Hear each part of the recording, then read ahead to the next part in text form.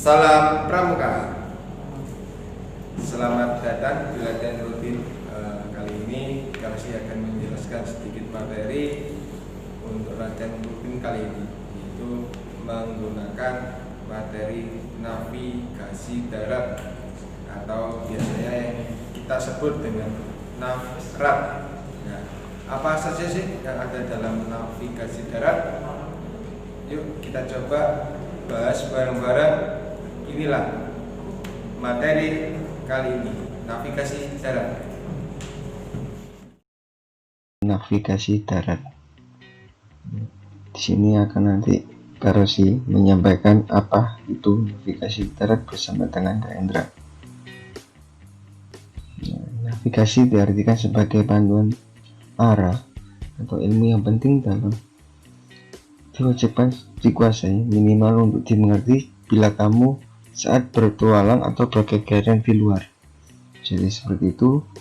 Nah, navigasi darat sendiri adalah ilmu yang mempelajari cara seorang untuk menentukan dan memberikan bayangan medan baik keadaan permukaan serta bentang alam, mulai dari bumi dengan bantuan alat minimal peta dan kompas. Penentuan posisi dan arah perjalanan baik di peta maupun di medan sebenarnya. Sebagai orang yang dekat dengan alam, pengetahuan peta dan kompas serta cara penggunaan mutlak harus dimiliki.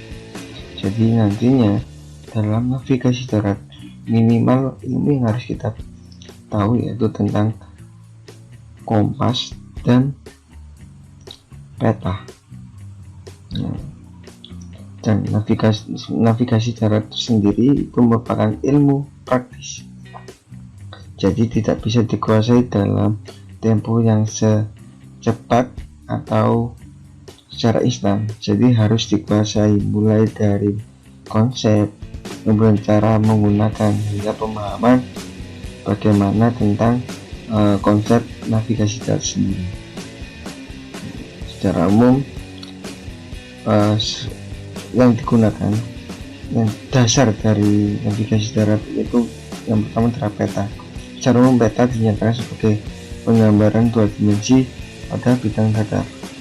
Jadi peta merupakan penampakan dalam bentuk bidang datar, yaitu dalam bentuk gambar. Peta sendiri ada peta topografi, yaitu peta yang memetakan tempat-tempat di permukaan bumi.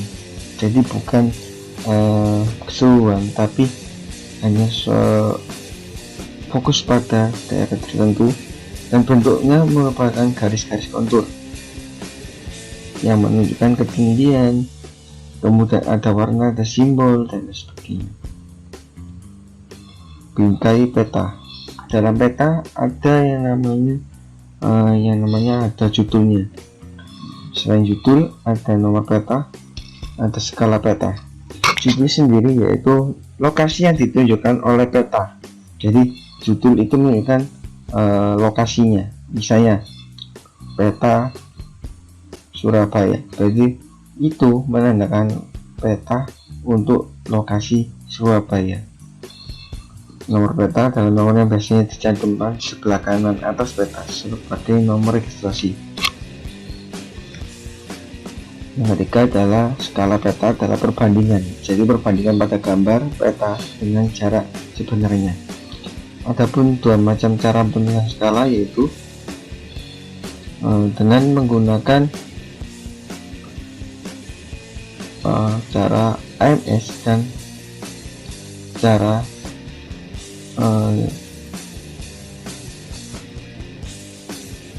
Bokar-Sultunar, yaitu Badan Koordinasi Survei dan Pemetaan Nasional. Skala angka dan skala garis. Kalau angka saya menunjukkan perbandingan 1 banding sekian, bagaimana 1 meter 1 cm jarak pada peta sama halnya dengan sekian meter jarak pada sebenarnya. Nah, skala garis menunjukkan garis, yaitu sama halnya dengan angka, tapi yang kita tunjukkan dalam bentuk garis. Jadi 1:sekian. Legenda peta sama pembuatan peta. Legenda sendiri yaitu simbol-simbol, kemudian warna peta, ketinggian, bagaimana kondisi alam. Biasanya kalau hijau biasanya kan bukit atau dataran rendah hingga dataran tinggi. Peta pada juga membuat keterangan tentang tahun di mana peta itu dibuat. Nah, semakin peta itu dibuat semakin akurat. Karena apa? Setiap hari, setiap detik demi detik, perubahan kontur bumi itu sangat cepat. Jadi semakin cepat atau semakin update itu peta, jadi semakin akurat itu peta. Jadi seperti itu. Ibaratnya gini, kondisi alam di lingkungan Surabaya 10 tahun ke belakang sama 20 tahun ke belakang itu lebih akurat 10 tahun ke belakang dibandingkan 20 tahun ke belakang. Jadi yang semuanya masih rawa-rawa di 20 tahun, di 10 tahun terakhir sudah menjadi gedung. Itulah yang dimaksud tujuan dari pembuatan peta. Jadi semakin usianya semakin muda, maka semakin akurat peta itu. Nah, selain peta, nantinya dalam penggunaan navigasi darat itu juga menggunakan yang namanya kompas. Nah, kompas itu apa sih?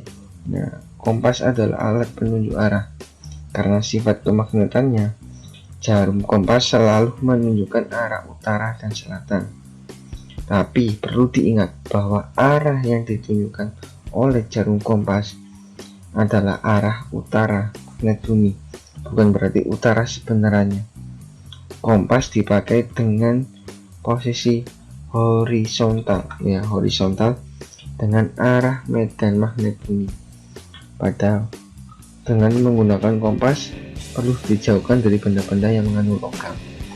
Jadi seperti besi dan sebagainya, logam-logam. Orientasinya menyamakan kedudukan dengan sebenarnya. Nah, dalam teorinya navigasi darat itu nantinya yang pertama kita akan jelaskan mengenai teori azimut dan back azimut. Apa itu azimut dan back azimut? Azimut adalah sudut antara satu titik dengan arah utara dari seorang pengamat. Azimut disebut juga sudut kompas. Jika Anda membidik sebuah tanah medan dan memperoleh sudutnya, maka sudut itu bisa dinamakan sebagai azimut, dan kebalikan dari azimut dinamakan back azimut. Nah, azimut sendiri diperoleh dengan cara jika seseorang memperoleh lebih dari 180 derajat, maka back azimut adalah dikurangi 180 derajat. Misalnya, Anda membidik medan diperoleh azimut 200, back azimutnya adalah 200 dikurangi 180, yaitu 20 derajat. Nah, jika azimut yang kita peroleh adalah kurang dari 120, maka back azimutnya dibalik, kita tambahkan 180. Misalnya, kalau kita berada di puncak, diperoleh azimutnya adalah 160, maka back azimutnya adalah 180 ditambah 6, 160, itu 340. Itu adalah sudut back azimut. Dengan mengetahui azimut dan azimut ini, back azimut ini, kita memudahkan untuk melakukan plotting peta atau penarikan garis lurus. Selain itu, kompas dan back azimut ini dipakai dalam metode pergerakan sudut kompas, dan prinsipnya membuat lintasan berada pada garis lurus. Jadi langkah-langkah ini di awal dan di akhir diplot di peta, tarik garis lurus. hingga sudut menjadi arah perjalanan. Hitung pula sudut titik akhir ke titik awal. Itu dinamakan back azimuth. Yang kedua yaitu teori resection atau in resection. Nah, apa itu? Resection adalah penentuan posisi kita berada di peta menggunakan dua tanda medan atau lebih. Teknik resection membutuhkan bentang alam yang terbuka untuk membidik tanda medan. Jika kita sedang berada di tepi sungai, sepanjang jalan atau sepanjang pegunungan, maka hanya perlu satu titik aja yang kita bidik atau kita tembak menggunakan kompas. Langkah-langkahnya: lakukan orientasi pada peta, kemudian cari tanda medannya, kita mau bidik apa. 3. Dengan brosur dan penggaris berilah tanda plus pada tanda-tanda tersebut. Bidik tanda medan tersebut dari posisi kita. Diperoleh teori yang pertama, sudut azimut. Plot sudut back azimuth dari titik B dan C. Perpotongan garis yang ditarik dari sudut-sudut lurus adalah posisi kita di peta. Intersection adalah penentuan posisi suatu objek di peta dengan menggunakan dua atau lebih tanda. Intersection ini digunakan untuk mengetahui memastikan posisi benda terlihat di lapangan tetapi tidak bisa dicapai. Misalnya kayak di seberang jurang, otomatis kan kita tidak bisa mencapainya. Nah, itu kita pakai teori intersection. Langkah yang pertama, lakukan orientasi medan dulu. Kita amati medan, kemudian pindahkan sudut yang didapat ke dalam peta dari posisi kita. Bergerak ke posisi lain dengan pastikan posisi tersebut dalam peta. Perpotongan garis dari dua sudut yang didapat adalah objek yang dimaksud. Nah, analisa perjalanan ini, sepanjang perjalanan analisa perlu dilakukan agar dapat membayangkan seperti apa yang medan dilalui dengan cara mempelajari yang kita pakai.